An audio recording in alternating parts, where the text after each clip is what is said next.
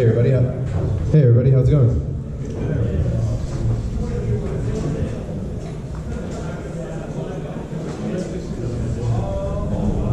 Okay, I'm going to stand right here because the projector is kind of bright.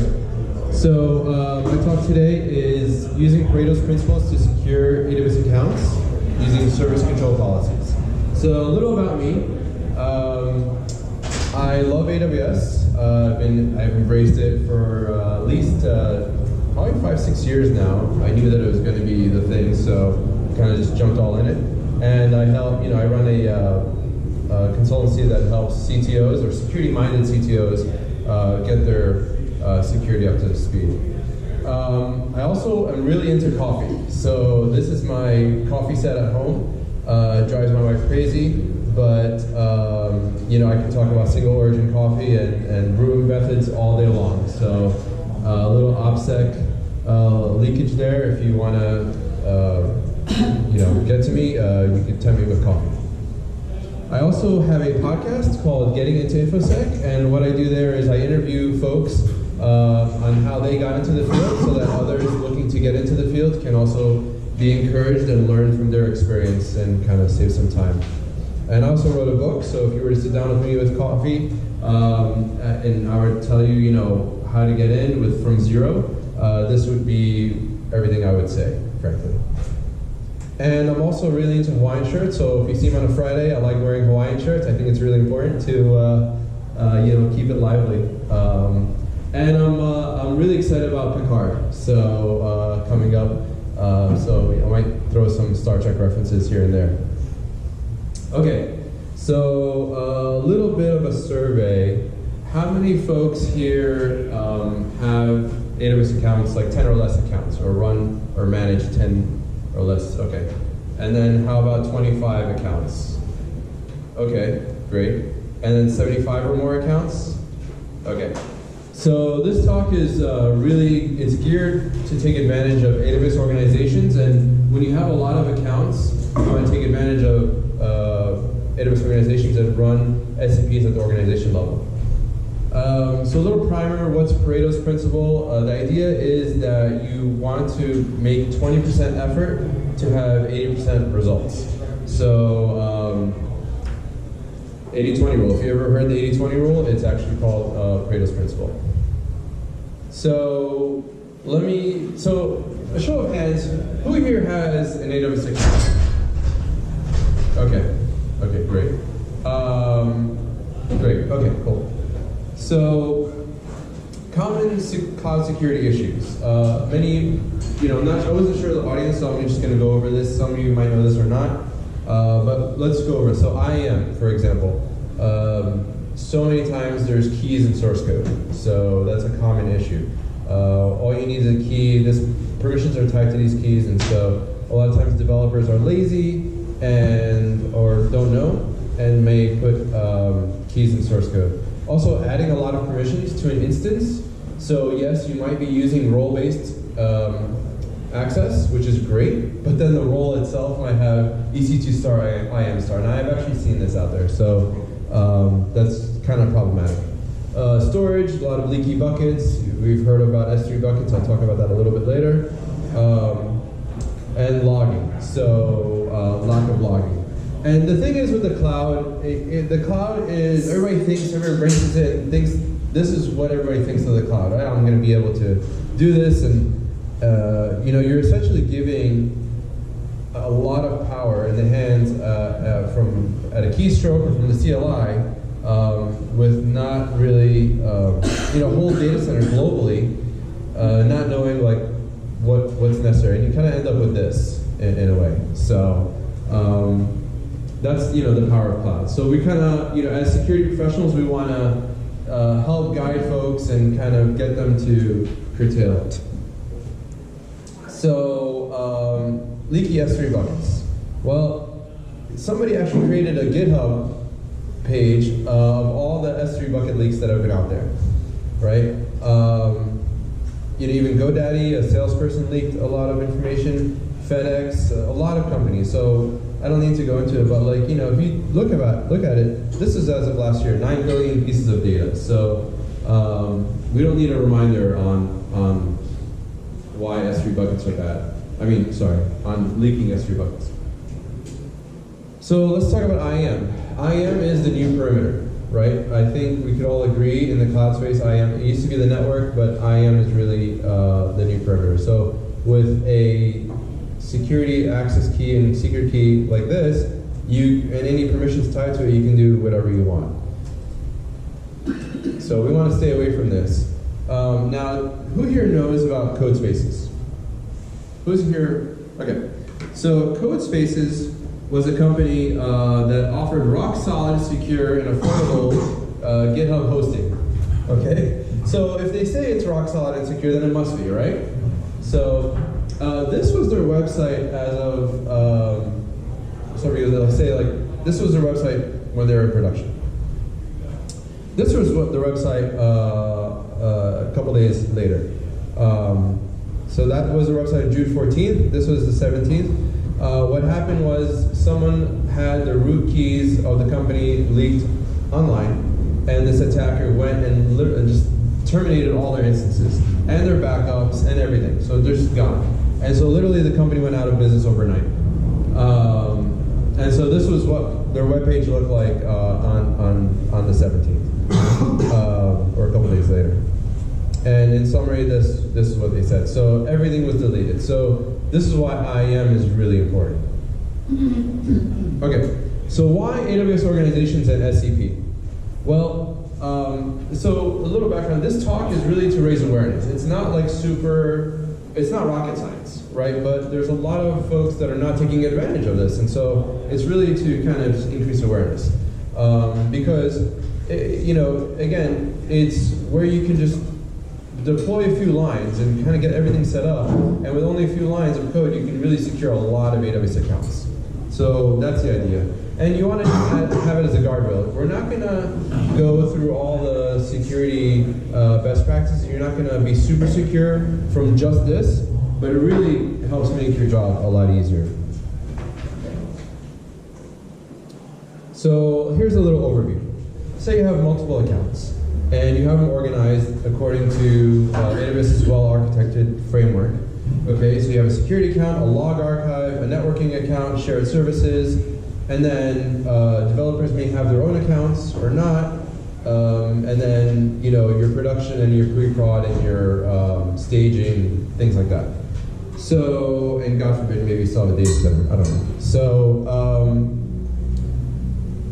this is a lot to manage. Okay, and so what AWS SCPs does is it applies at the org level. So ideally, you would have this set up in different organizations, such as this.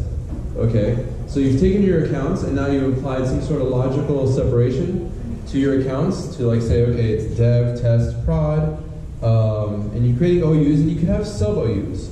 And you can apply these SCPs at any level of OU, okay? You could apply it at the top level OU or sub-level OUs, anywhere you'd like. And moving your accounts is super easy. I'll walk through it in a second.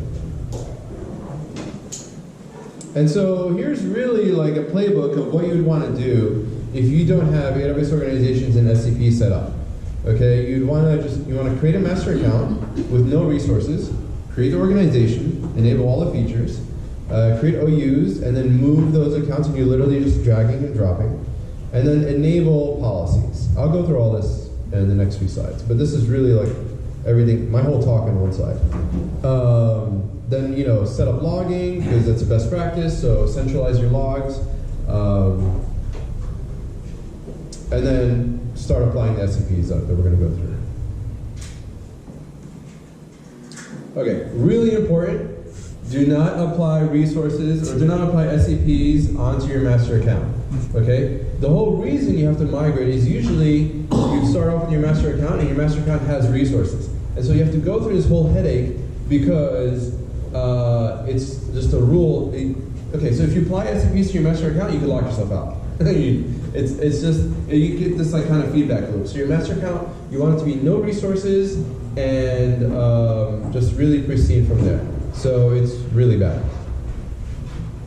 Okay, so migrating your master account. Well, depending on the size of your organization, call your rep and let them know because it's going to affect your billing. You might have reserved instances or like enterprise billing discount. So it's going to be a medium to big deal, right? You might have to sign a new contract, and they still do it over paper. It's kind of weird. So hopefully it's changed in the past few months. It hasn't. It hasn't. It has, yeah. So it's simple yet complicated. You know, you're also going to lose your billing history on your account. So if you're using the GUI for that, let your folks know. So try to stay away from budget season. You know, doing this during budget season. I'm working with a company right now, and they're like, "Yeah, we can't do this right now because everybody's still using Cost Explorer." I'm like, "Okay, fine. Can you let me do this, please?" So. Yeah, so you'll need to sign a new agreement, and then you'll create a new org and unlink and link your accounts. And then check your bill, because you might get a blip. You might see like a $100,000 increase and then a $100,000 credit the next month, so it'll be kind of funny. Okay, so then now we just want to organize your organization. How does your organization work? Do you have you know, everything separated in prod and staging and, you know, nice and clean and logically? So this might take baby steps. In one place, they had a lot of acquisitions, and these acquisitions, they didn't want to mess with them. So I just created an other OU, and I just threw them there, and I didn't do anything with that because I don't want to rock the boat. You know, in security, you have to choose your battles, right? Oh, also, you want to do a requested limit increase. So by default, it's only 10. Sorry, it's like 5. Can't remember what it was, but you want to ask for more accounts appropriate to your organization. So this is how it looks like. So now you've set up your organization, you've set up prod, staging, dev, and other, and you just literally can drag and drop, and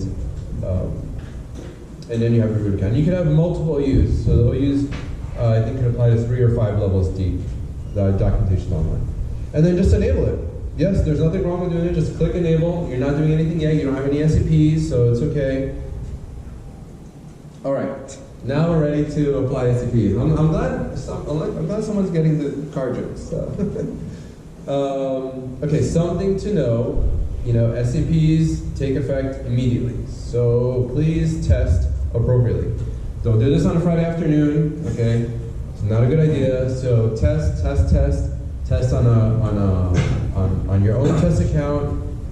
Make sure it works. Really, I mean, you know, the first time I did this, I was like super scared. I'm still like, even when I still do it, I'm still kind of. Okay, so before we get into SCPs, one other thing that you can take advantage of now with your nice new, well-organized account organization is CloudTrail. You can create this CloudTrail at the master account. This is one resource I would say you can do. And you would see this dialog right here. So you can apply this trail to your whole organization. So any new account that comes up will automatically have this trail there. And you'll see why I do this later. It's just easier to manage from an SCP perspective. Unfortunately, we don't have the ability to do this at the OU level. I would like that to happen. Put in a request from AWS, but who knows? That's never going to see the light of day. Yeah. So now that we have this CloudTrail account, or CloudTrail set up, and this particular bucket set up, now we can put an SCP to block this CloudTrail from being deleted all over. And so basically, you would apply this SCP. So this is an SCP that you would apply at any, like, so at the prod and the dev levels, and that's it.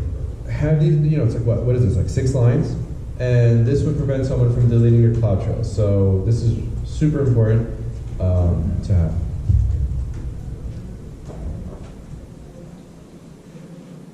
Now, also protecting your root account, so you don't want, so here's an example of me trying to delete the CloudTrail, and I'm doing this as root, so I'm logged in as root in one of the accounts, and it won't let me do it. So these SCPs are really, really powerful.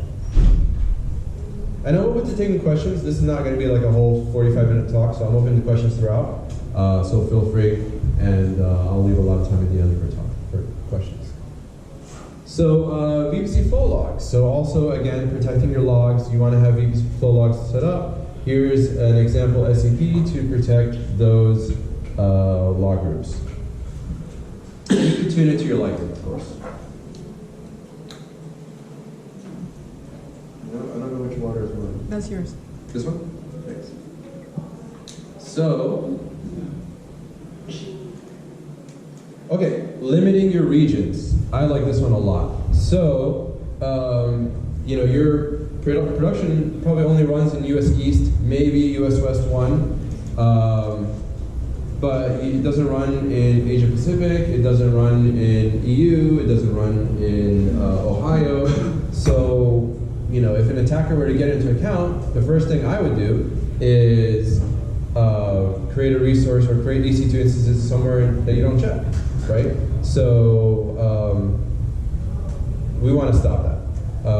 It also helps from a billing perspective. So you know where all your resources are, and so if a developer or someone wants to set up a coin mining instance, that's what they would do, right? So again, understanding where your resources are and just kind of locking that down.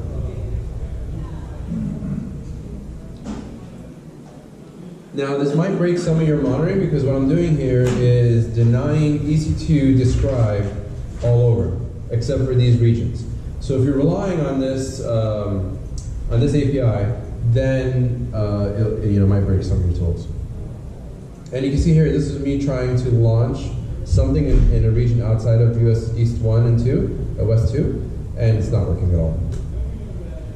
Okay, now this is another one, denying instance types. So again, comes to billing, so you don't want everyone launching a 4 GPU instance and racking up lots of dollars and trying to answer questions on that. So this is a way to kind of limit instance types that you can run. So you can take it two ways. You can take it to deny instance types. So say you might not know exactly what everyone wants to allow. You can take the deny approach, or you can take the allow approach. I'm only going to allow A's and T3s and M5s and M4s.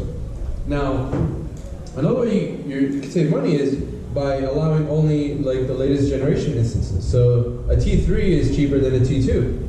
So even from that perspective, you can save money. So you kind of want to show security in a good light. Hey, we're saving money. So have customers ask for this based on role? Say again? Based on role?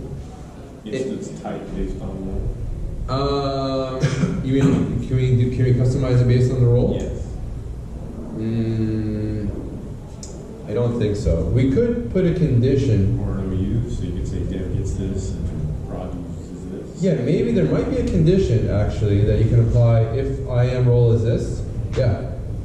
Yeah. So in May or March, SCP or AWS added IAM-like permissions to SCPs, which really increased the scope of what we could do with SCPs. So yeah, the world's our oyster as long as it's within a condition statement. Again, limiting root actions, so we don't want actions to be done as root. That's, we want to stay away from that. The best practice for root account is to apply MFA and then lock it away and make sure that very few people have access to it. But of course, apply it carefully and make sure that you're testing properly. And here is a screen of myself trying to go in and look at the EC2 dashboard. I can't do anything. This is with the SCP in place. Here's another one for requiring S3 encryption. So you want to encrypt your stuff to make sure you're in compliance and best practices. So here's another one. And then preventing S3 public access, right? So when, not allowing someone to create a bucket with public access. Now, troubleshooting. So again, SCPs are using IAM-like syntax. So, there's a lot of, it can be tricky, especially the condition block. I spent a lot of time trying to get some of these conditions right. And I found like some really tiny obscure like documentation after going for a while. I recommend just whenever you get frustrated, just take a walk and come back to it.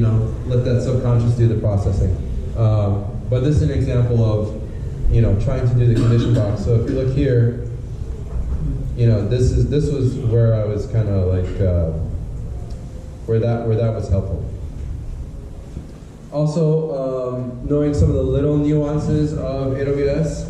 So, I tried to change the date here to that because I was just trying to be like a little goofy. Does anybody know this date? November 5th, 1955. It was the date in Back to the Future, that he went back to. So, but, AWS was not happy with that date. Okay, fine. And then also limiting principles. So, the principal syntax in SCP is a little different than I would have liked. So, this was something that I also, little tip there. Okay, and I also found a really valuable site that has a whole slew of SCPs, more than this. I talked to the developer, and he does not want to share his name, but it's a really useful website, SecureDocCloud, and there's tons of CloudFormation templates and things there that I found super useful. So that's about it. And thanks. Just want to open it to questions.